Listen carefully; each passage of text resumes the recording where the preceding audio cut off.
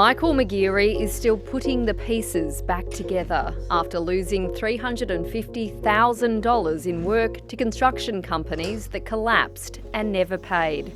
A lot of people have gone into the building industry with eyes wide open, but with dollar signs. The plumber even remortgaged his home to cover the losses. It did affect my health, and I did get quite sick for a while. He says some had dubious company structures. Most often, it would be a relative. It might be the wife, might be the director of the company, or the son. Liquidators like Andrew Barnden are familiar with the construction industry's trade secrets. I've heard stories of people being put down as Mickey Mouse and also Porky Pig as dummy directors. This practice of appointing fake directors helps companies evade scrutiny when they collapse, and it even allows them to reappear as other entities, known as phoenixing. There is probably about 5 to 10% of companies that we come across that have some form of phoenix activity or misappropriation of assets or breaching the law. The Australian Tax Office estimates that phoenixing costs the economy $5.1 billion a year. Companies get away without paying tax, without paying suppliers, and leaving the Australian economy bearing the bill. The ATO is now cracking down on them with a mandatory requirement.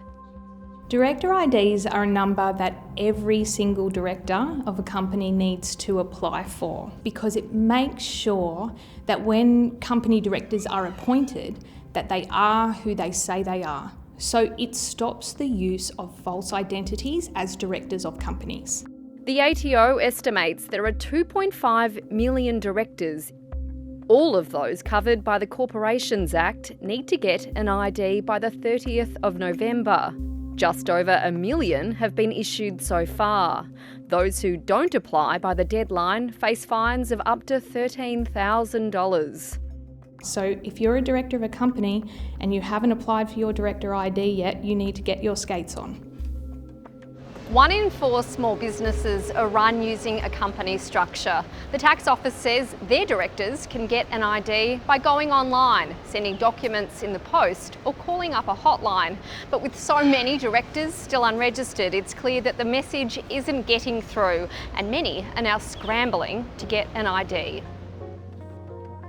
Michael McGeary is the director of his small plumbing business, and he didn't know he needed an ID until told by the business.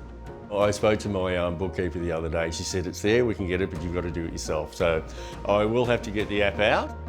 He welcomes the initiative and hopes it helps other subcontractors avoid the heartaches he previously faced.